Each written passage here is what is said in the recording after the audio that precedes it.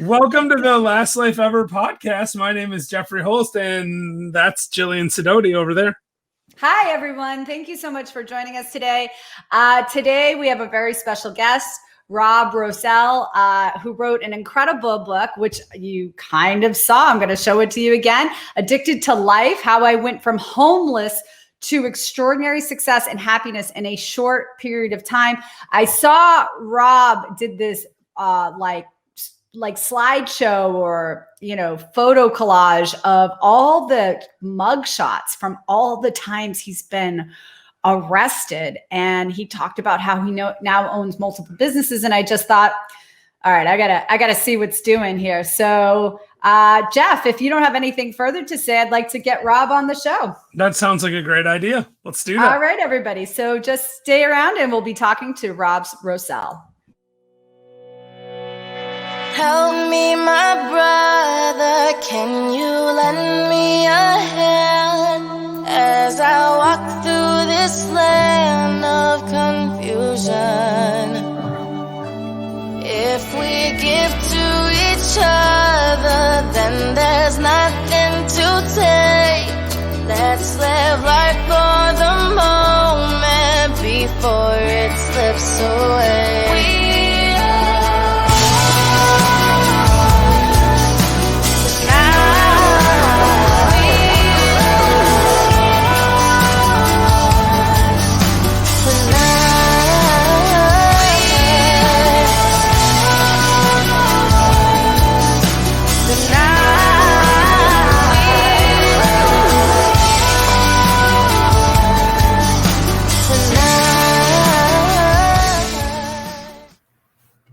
Hey, Rob, welcome to the show. Hey, good afternoon, guys. How are you guys doing? We're doing well. At least I am. I don't know about Jillian. I didn't actually ask her. I shouldn't answer for her. I'm doing great. Thank you so much. And thanks so much for being on the program. Now, Rob, you had a lot of things you were addicted to that had a grip on you. Tell us about what that was like, where you were, and what the situation was. Well, I've been in and out of drug use my whole life as a teenager and as a young adult. And I found sobriety and then lost sobriety. And I found sobriety and then I lost sobriety. Never really had a great foundation for sobriety in the past. That's why it didn't stick. I built my house of sobriety, if you will, on sand rather than on rock. And eventually, I just continued to spiral down. I'm a recovered crystal meth and crack cocaine addict. I'm also an alcoholic and a compulsive gambler. And on November 22nd, 1999, I stumbled into a 30-day rehab that through a series of events that could have only been orchestrated by God himself, a probation officer said, look, it's there or 2 years in prison. And if I'm completely transparent, I'm a bit of a coward. I didn't want to go to prison for 2 years. So I said, you know what? I better get this. And I decided to jump in. And I made a decision that I was done. Oh, wow. So you made the decision that you were done. But I mean, 30 days is not a lot of time. Right.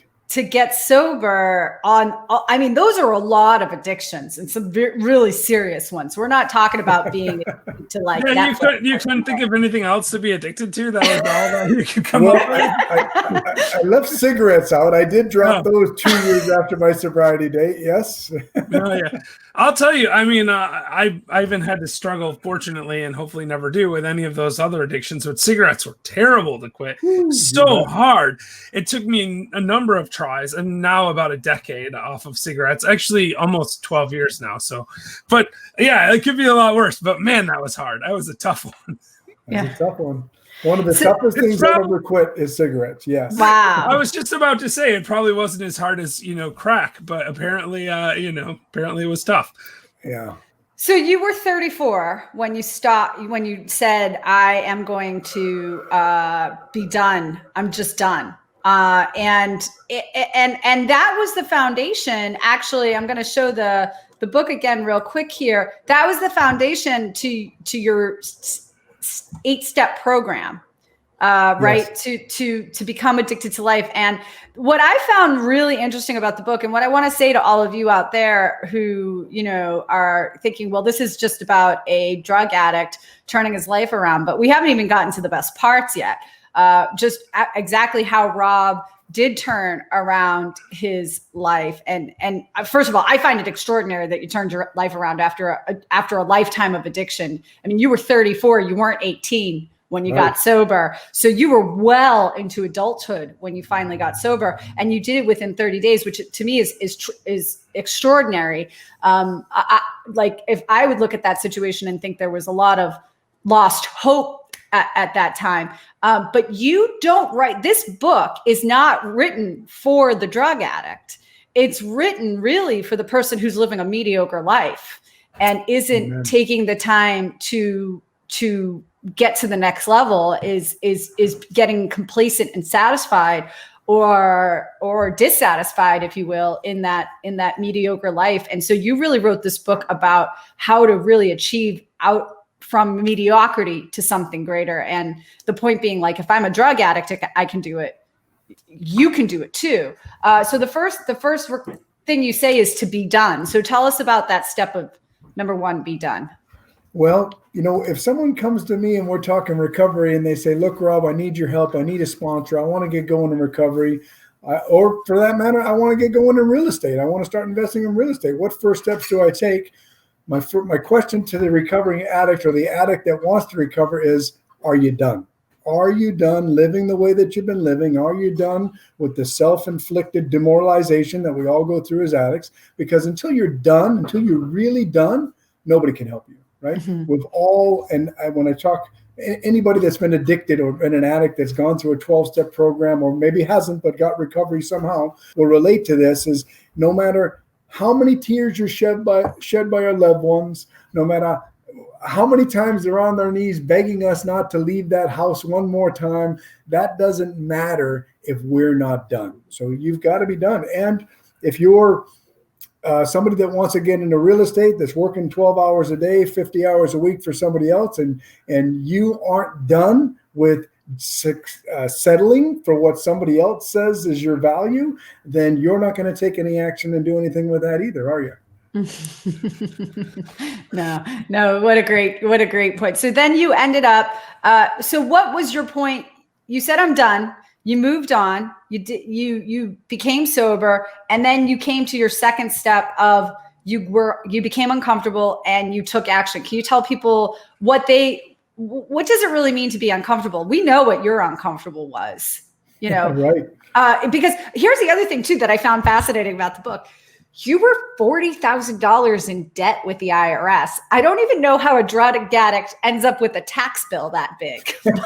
So maybe you can explain how that happens. That's funny. Good for you. Good memory. Those are some details of the book for sure. And that was just one of the things that I was in trouble with. I had about $18,000 in taxes I owed, and the $40,000 was accumulation of fees and interest in the 15 years or 10, I forget exactly now, 12 or 13 years that I hadn't paid them. But getting uncomfortable and taking action is the next step. Otherwise, we're just full of talk, right? We've all heard it before. And a mentor of mine just says, look, talk is cheap, brother. Either you're going to do it or you're not going to do it. And the world's going to know that you did it because you did it, not because you said you were going to do it. We've all heard the people. And I use this, I don't know if I use it in my book, but I use it a lot when I talk to people publicly, is of the 100 people that have asked me, and there's been many hundreds, what's the next step to get going in real estate? What's the next step to going in business? 2 people have shown up to the local RIA, which is step 1, the Real Estate Investment Association meeting. It's like the basic of the basics of the basics show up, and 1 has shown up more than once. And of those 2, I have 2 people that are financially free that own numerous rentals and have real estate as their income. Like I know many of people that have actually got. Now, what's uncomfortable? I don't know about you, but walking in a room full of 300 investors when I'm a newbie and don't want them to know that I'm a newbie, that's a good example of getting uncomfortable and taking action, right? For me, it was the day Go ahead. I'm sorry. No, it's fine. I interrupted you. I apologize. But I'll tell you, this is something I think about a lot. Like, because if you live in the world that Jillian and I live in, and probably you live in too, it gets to the point where you feel like everyone's a real estate investor and everyone's comfortable being a real estate investor. But then every once in a while, you run into a normal person who's not a real estate investor, and you're like, wait a minute. There was a time when I was scared to buy my first deal. There was time when that $30,000 condo was terrifying. Now I look at that and I'm like, oh yeah, I'll just buy it. I don't even look at funny. it. Right? Like it's like, oh yeah, it sounds good. We'll just do it. Right. It's a completely different mindset, but it comes from first doing that uncomfortable thing. And that's true. If you just want to grow, you want to move from single families to apartments, or to commercial or something. It doesn't really matter what it is you want to do, or you want to write a book. You got to put yourself out there. Writing a book is hard.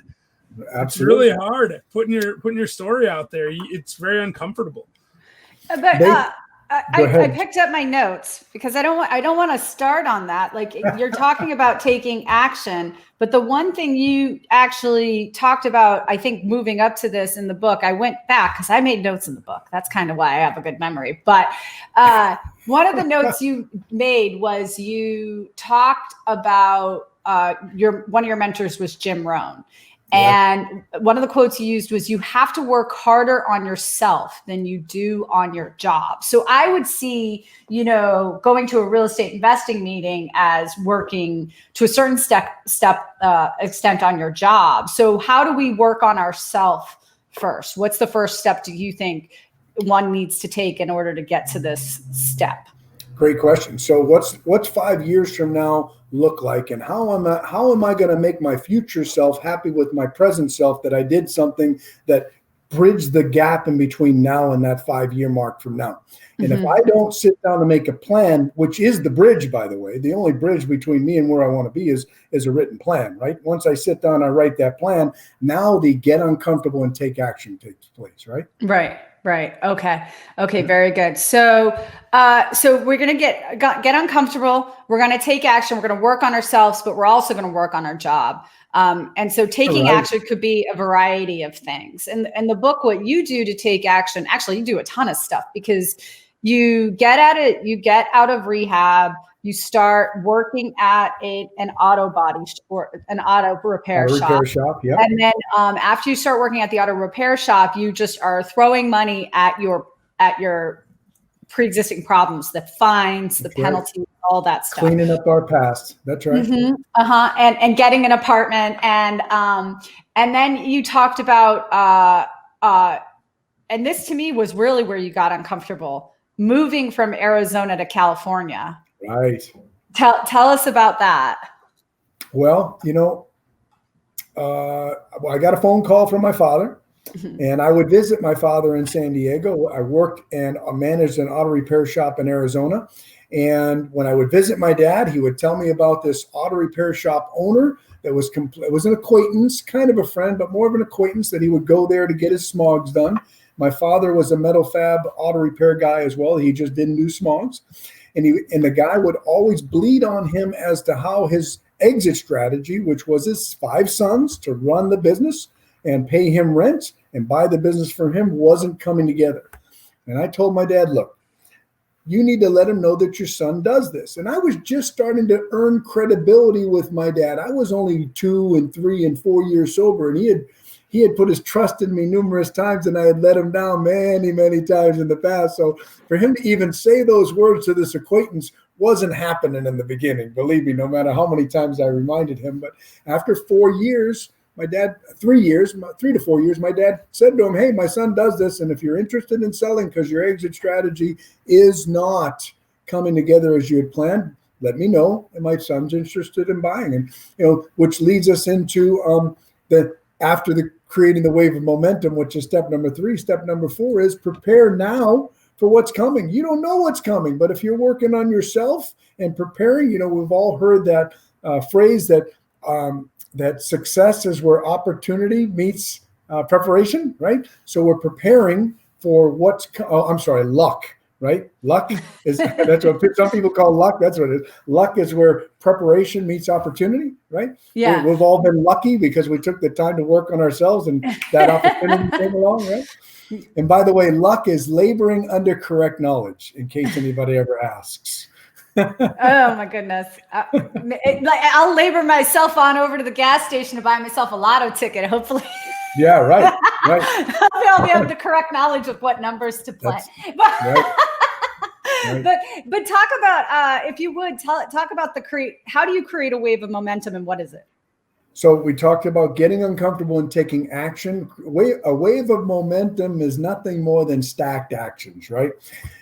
If we go to the gym for once or twice and then don't go for a while and then go once or twice and then don't go for a while, what type of momentum are we creating? What type of changes, physical changes, are we going to see in our body?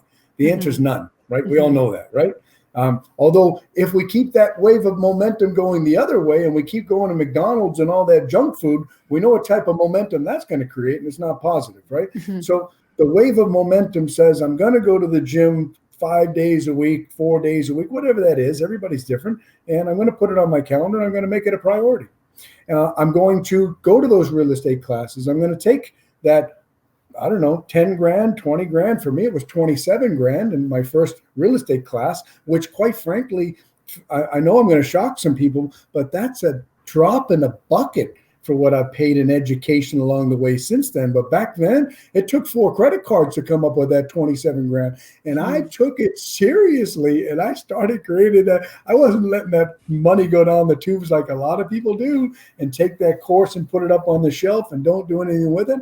I took action and I created that wave of momentum. Like I pray anybody listening to this podcast would make that same investment in themselves. Remember, it's about making your future self happy with your present self. And that means we take action today. Right? And my coach says that to me all the time, Jillian, and Rob, but Dr. Jamil was on a few weeks ago and I do some coaching with him, and he is always saying, what are you doing today that'll make your future self happy? Boom. All the time. That's Love it. That. What are you doing today that's going to make your future self happy? Yeah. I can tell you right now, looking back 5 years ago, I'm the person I'm sitting here talking to you today is very, very happy with the guy from 5 years ago, the guy from 10 years ago, the guy from 15 years ago, because of the things that I did that other people weren't willing to do. Maybe not so happy with the guy from 20 years ago, though, huh? Correct. Right? Like, it takes a minute to. It's true. But you're almost at 20 years. I mean, you're getting close, right? 19 years you just celebrated. 21. 21? Yep.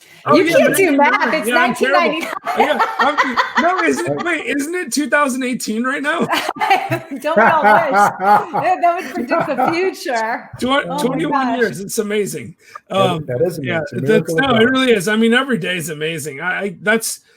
This stuff is always one day at a time, but it is amazing when you stack up that kind of momentum for 20 years.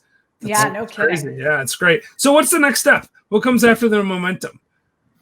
Preparing now, and that is part of the momentum on the education side, on the investing in me side, working harder on me than I do my job. I'm continuing to prepare now for what's coming. So when my phone rang, and the gal on the other end of the phone, you'll relate to this greatly because you're in real estate. I know you both are. And a lot of people that listen to your stuff is on real estate as well. When my phone rang and the gal said, look, I'm in from Wisconsin. I've been here for 8 days. I'm going to be here another 4. I'm taking care of my mother's affairs, and I've taken everything that's a value in the house has been shipped back. I need to sell this house that I'm in within the next few days. As is, I got no time to do nothing. And I was prepared for that call. So I didn't know that call was coming. I put a lot of marketing out there and I prayed that call would come, but that phone call was a game changer for me because of the fear going back to getting uncomfortable and taking action. I got in my car. I was at that house within 20 minutes and we had a contract within the next hour and a half written, even though the first words out of her mouth when I walked in the door was, I had the clipboard with a contract and she saw it and she says, don't think you're leaving here with a contract signed. I'm just looking for information. And I left there with a contract signed and she was very, very happy. So I had prepared for that, what was coming, and I didn't know that it was coming, right? That's what it's all awesome. about. So what is, again, that 5 years from now, where do you want to be? Prepare, because here's the thing. I'm not the person that I need to be to have the success that I'm praying for right now. None of us are. And if you are, I would challenge you to say, you've set the bar too low.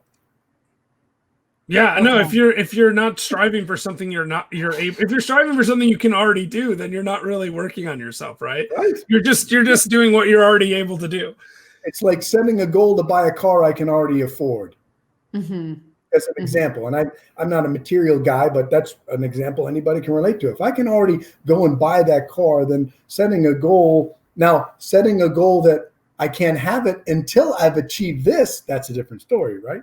Yes, but setting the bar so low that it's really, really easy to go get it, and I can afford it anyways right now. Well, I don't have to stretch much. That resonates with me because I just booked a trip to Antarctica, as some of our listeners might know, and I could write a check for it, but I said no, I have to go earn this money in a different way to pay for it. So I just put the deposit down, and I said I gotta go earn this extra, $15,000 so that I can go to Antarctica. Perfect example. That's the reward. We've got to put in the effort, right? Yeah. So that's the one place they don't have COVID. That's why Jeff's going there. Well, there I'm hopeful that they won't have COVID a lot of places by the time I go there in January of 2022. Lord, let it be true. Yeah, no. So what's next? What's step 5?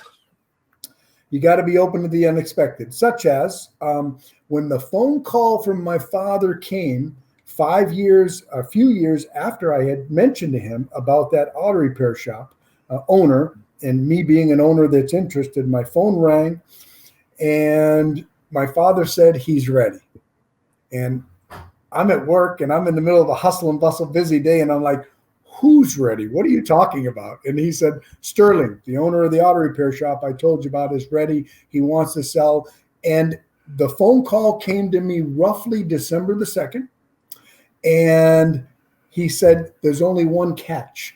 He wants to do the deal by the end of this year. The new owner takes ownership for January the 1st. Yeah. Who'd be ready for that phone call? I got to tell you, I didn't think I was.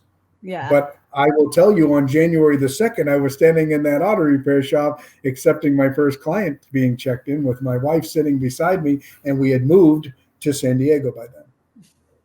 Yeah, that's a big move. I mean, that's a lot to do in a month. That's a lot to do in a month. And that particular, throughout the whole thing, Rob, you talk about your relationship with God, which I actually find pretty fascinating, because you seem to have God in your life no matter where you were. Like even at your lowest low, like you were praying when you wanted to quit cigarettes. You were like, dear God, please help me stop smoking cigarettes. And that was the last time you ever smoked cigarettes, which I'm like, whoa, I'm praying wrong. I gotta figure this out better.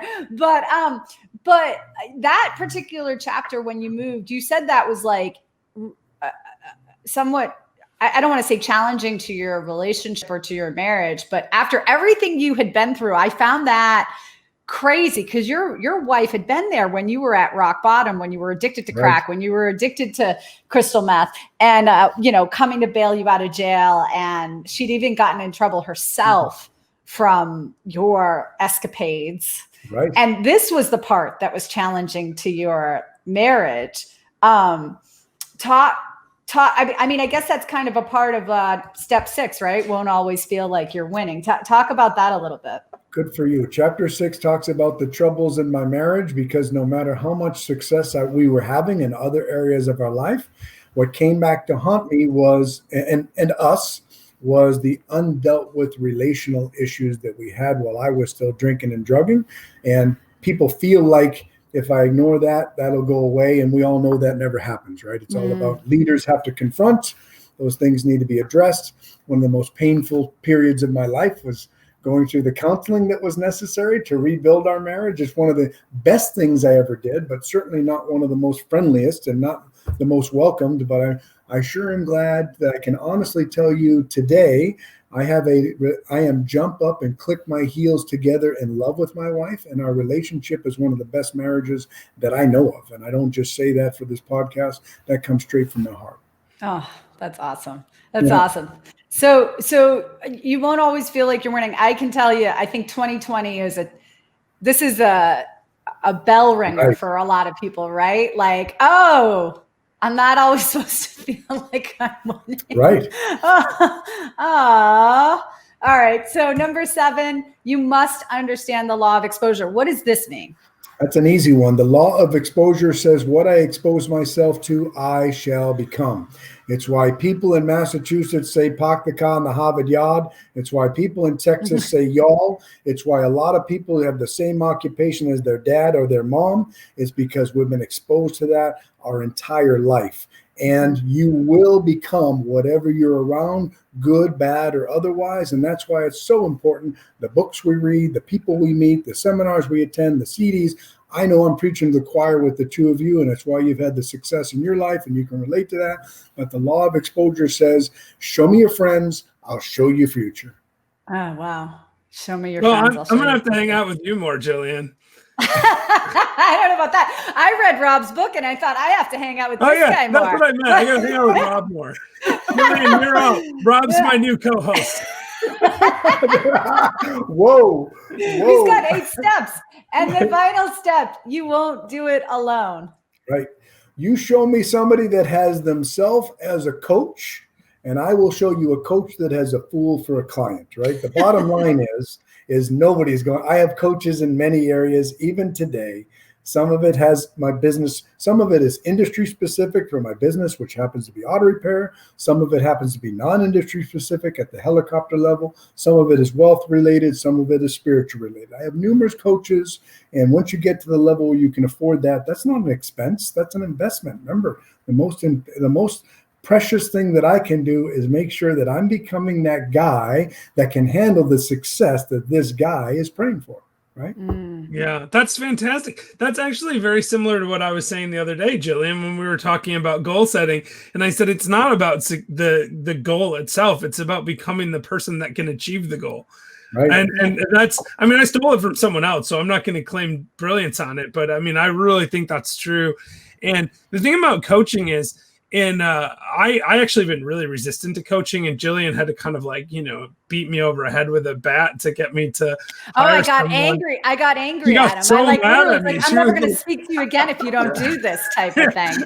And I just said, when I find the right person, I will. And then, of course, the next day, as these things happen, I ran into the exact person that I knew had to be the right person. But for me, what really made the difference to me is I heard somebody say something about Tiger Woods having a putting coach. And I was like, wait a minute, why would Tiger Woods have a putting coach? And then I was like, that actually makes sense. It doesn't matter how good you are at something. There's always an advantage to having an outside perspective on it. And it has been really good for me so far. So we'll see. I'm only a month or so into this professional coaching thing. I mean, I have a lot of mentors and people that I've talked to and worked with informally, obviously. Guaranteed.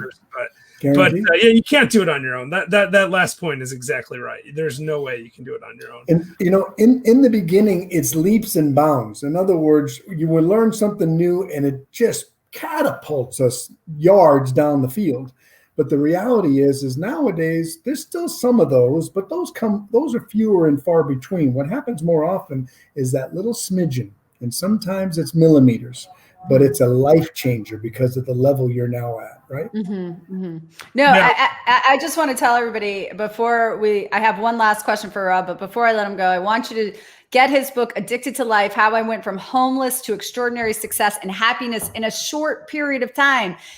Guys, if a guy who is addicted to both crystal meth and crack cocaine, it sounds like a Saturday Night Live skit about to get started, right? Can rise to the success that Rob has. You guys can get out of your mediocrity, whatever that might be. And I when I say you guys, I mean Jillian. This means you can get out of your mediocrity too. Right. You can do the same. You can rise to a different level. And I will tell you, this book is completely inspirational. Super short read. It's only 144 pages. So you can get it on Kindle. It's cheap. It's $10 on Kindle. So I highly recommend it. But Rob, I know you have to be done, right? I get that that's step one, but I'm looking for step 1.5. What's that first step you take? What is that thing that you do? Like, is it you write your goals down? Is it that you take a course? What is that step? Do you start exercising? Do you start eating better? What is that step 1.5? That's a great question. So the answer for everybody is going to vary a little bit. And I hate to be vague here, but for me, it's all about figuring out what is the best version of me and what does that look like? Mm-hmm. And I've never been able to pinpoint that down, but I've been getting close. And then I strive to become that person. And the other answer I'll tell you, and I'll try and be brief here, is don't be like me, because I'm what they call in the world of recovery as a low bottom drunk. That means my elevator had to go all the way to the bottom floor and I had to lose it all before I finally got smartened up. And thank goodness I did, because the next step is death, right? And in recovery, we talk about 4 options: jails, institutions, death, or recovery. Right. Mm-hmm. And I was definitely going to prison, or I was going to die. No question about it. And I chose recovery. Don't wait until it's a crisis for you to change, for things to change in your world. And crisis doesn't have to be addiction. Crisis can be penniless, right? I don't know where my next rent payment is coming from. Well, to me, that's a crisis, isn't it? That's catastrophic, right? Especially if someone's an adult. They should be able to know where that's coming from and have 6 months worth of reserves. It would be my personal opinion, right? And at the time, you had 3 kids too. 2 of them were older, but you had a 6-month-old baby. Correct. That was one of my motivations. Yes. Yeah. Crazy. So you guys, you can do this. Take the 8 steps, read Rob's book. Rob, thank you so much for joining us today. Jeff, any last questions before we let Rob? No, well, I do want to say thanks, Rob, for coming on, because, and I'm going to read your book, and after I read it, I'll send you an email and let you know what I think, but I'm sure I'm going to like it based on what I've heard. And I do really appreciate it. And it's an inspiration. Awesome. And if there's anything we can do for you, please let us know. But yeah, I don't have any other questions right now, Jillian. Awesome. Thank you, guys. Yes, Rob. Yeah, sure. Easiest way to purchase the book is my website, addictedtolife.com. Okay. Just go to my website. You'll get a signed copy, because I'm the one that's going to get the order and sign the front of it. I am absolutely going to get it from you, because I collect signed books. See all the books behind me? Those are like almost all signed, because I'm weird. Wow. Like that. Yeah. Awesome. And the other thing I'll tell you is the stories will make you laugh. They'll make you cry, and they'll make you want to grow, and they'll make you want to change. They're inspirational, motivational, educational, all in one. And I only have an 8th grade education, so I promise you it's an easy read. No, you're not kidding. It was an easy read. I finished it in like literally an afternoon. So absolutely. Just to be clear, Jillian, when you say an afternoon, you mean this afternoon, right? That's why you remember it so well. No, I actually bought 2 copies though. I bought 1 copy off of Amazon when I first met Rob a couple months ago. And then I bought another copy today off his website, because you got all these resources with it. So I got that one too. And then I downloaded all the resources, which are really actually quite wonderful, because he gives you a reading guide. I guess I didn't realize this at the time that I was reading the book, but there's QR codes in the middle of the Kindle edition as well, that you can get the resources. So he gives you these cool reading guides and other outlines. And it's sent to my website, where there's pictures of for real pictures from the stories that you're reading in the book. So you get to see the cast of characters live in the photos. It's pretty cool. It's awesome. Thank you, Rob, so much. You can, is it, what's the website, Rob? So I can put it up here for everybody. Did you say addictedtolife.com? Addictedtolifebook.com. Addicted to Life or book. Rob Roswell, which is on everybody's screen right now, .com. Either one of them is going to get you the same address. Awesome. There you go. Awesome. Thank you so much for joining us today. Everybody else, stick around. Jeff and I will be right back. But not until after I buy your book, Rob. I'm doing it right now.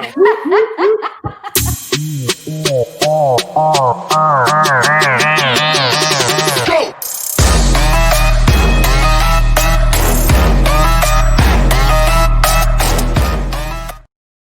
I really am buying that book right now, Jillian. No, you should. It's on my phone right there. It's an excellent book. It's an excellent read. So listen, you're not going to be disappointed. I would absolutely recommend buying it, and I'm actually going to I'm going to buy another copy and give it away. So if you're interested in getting a copy of Rob's book for free, gifted by yours truly, Jillian Sidoti, because I think it's a very Hey, Jillian, do you have my book. address? I'd be happy for you to send it to me, and then I could save whatever.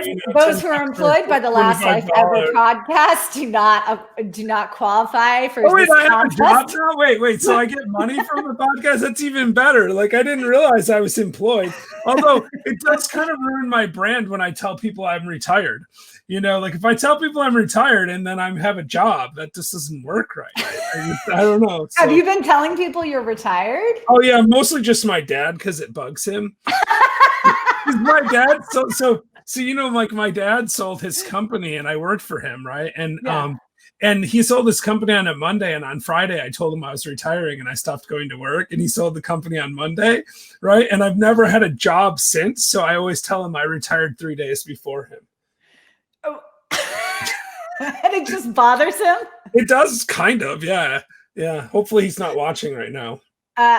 I doubt it. It just well, he might be, but I think he usually stops at the when the guest goes off. I think that's when he stops watching. Oh, is that so?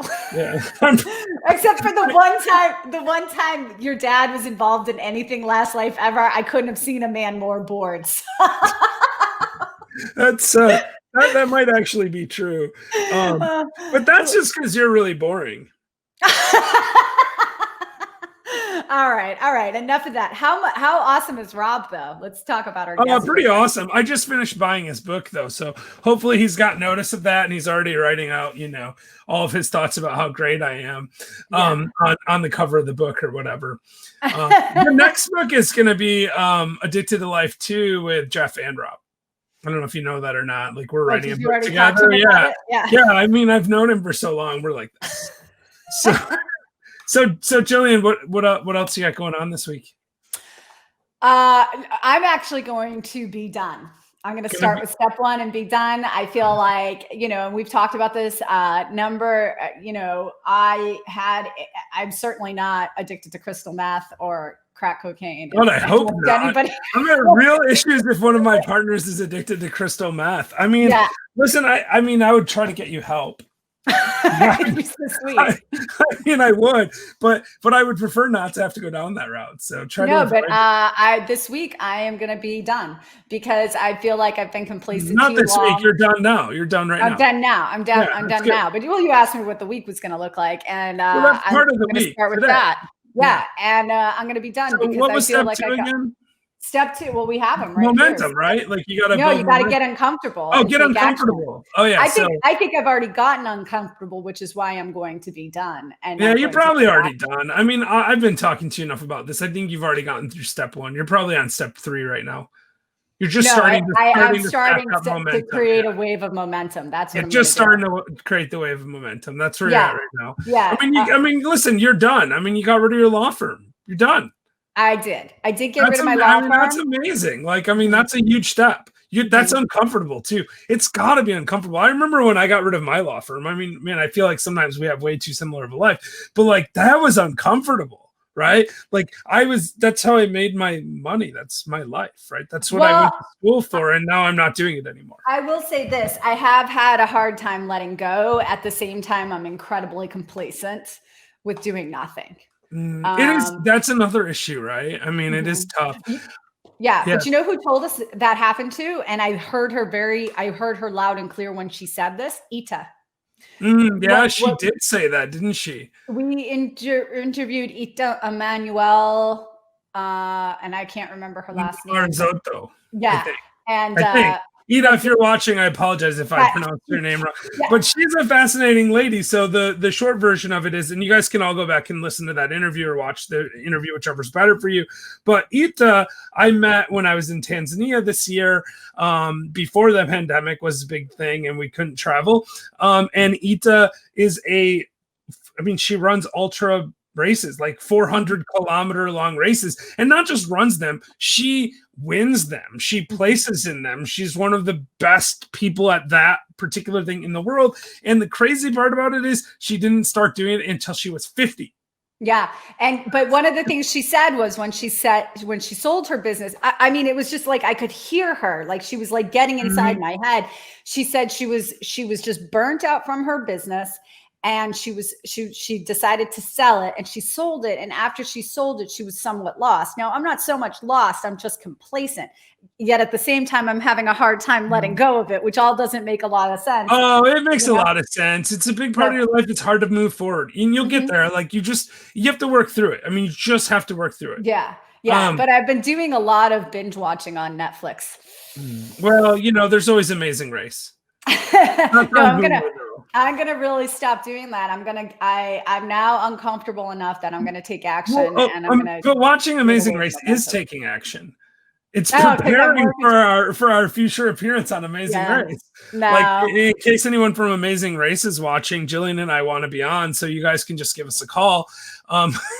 Yeah, exactly. And right now there are actually people watching, even though we're like just rambling and in the credits. So, so I appreciate the people that are watching right now. And Jillian, is there anything else that you want to cover before we jump off here? I don't. I was going to pick out a joke today, but I didn't think there was anything funny. I thought this was a relatively serious topic that we should all think about. Not being mediocre, being better, and constantly striving for more, not being complacent. And, maybe it's a little personal for me, but I think there's a lot of you out there that are hearing this right now that can relate to what I'm saying. So what you're saying is you didn't want to tell a mediocre joke because you didn't have anything great. I'm just going to stop. Let me tell you one of my favorite jokes. Okay, because please. I think that you'll really like this. What's blue and smells like red paint? I told this joke to Tyler this week, and I sold it as the best joke ever because he was in a bad mood, and we were in the car and driving somewhere he didn't want to go. And I said, "Listen, let me just tell you one of the best jokes I've ever heard." That's fantastic. And I think I screwed it up too. That's the funny part. Okay. How do you screw it up? What's blue and smells like red paint? Blue paint. Yeah. And with that, Jillian, I want to remind everyone to live the very best version of their last life ever.